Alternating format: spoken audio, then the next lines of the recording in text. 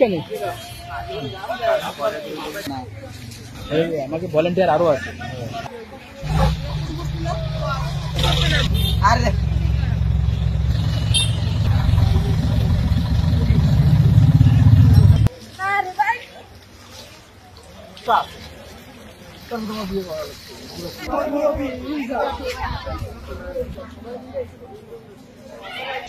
আমাদের শুধু এটা না, আমরা চেষ্টা করব বাগেরহাটটাকে সুন্দর করার জন্য, বাগেরহাট জেলাটাকে সুন্দর করার জন্য, বাগেরহাট জেলা ইউনিটটিকে বাংলাদেশের ভিতরে একটি মডেল ইউনিট হিসেবে উপস্থাপন করাই থাকবে আমাদের চিন্তা।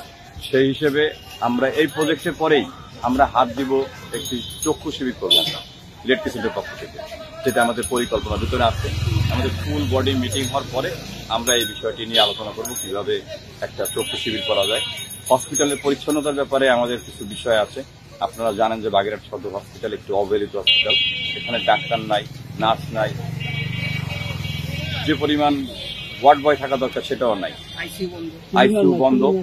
অতএব আমরা জেলা প্রশাসনের সঙ্গে তো কথা বলেছি, হসপিটাল কর্তৃপক্ষের সঙ্গে কথা বলবো, কথা বলে বাগেরহাট সদর হসপিটালটাকে কিভাবে রোগীদের সেবা উপযোগী একটি হসপিটাল করা যায় সেটিও বাগেরহাট রেড ক্রিসেন্ট চেষ্টা করবে। অতএব আমি বাগেরহাটবাসীকে আহ্বান জানাবো যে আপনারা রেড ক্রিসেন্টের এই উদ্যোগকে সবাই সহযোগিতা করবেন, যাতে ভবিষ্যতেও আপনাদের পাশে বাগেরহাট রেড ক্রিসেন্ট যে কোনো দুর্যোগে, যে কোনো ভালো কাজে আপনাদের পাশে থাকবে। ধন্যবাদ।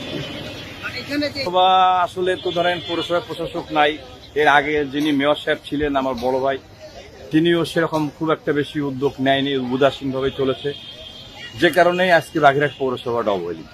আর এখানে জানেন আপনারা যে প্রধানমন্ত্রী শেখ হাসিনার ভাই ছিলেন এখানকার এমপি, ভাইপো ছিলেন এখানকার এমপি, তারা থেকেও সেভাবে কাজ করেনি, যে কারণে আজকে বাগেরহাটের এই অবস্থা। এই অল্প দিনের ভিতরে বাগেরহাটে এখন এই 5 আগস্টের পরে যে কাজ হচ্ছে, এই কাজ অনেক দ্রুততার সাথে হচ্ছে, কারণ এখানে স্বচ্ছতা আছে। আমরা চাই যে স্বচ্ছ পৌরসভা হোক, আগামীতে বাগেরহাটবাসী একজন ভালো মেয়র বেছে নেবে।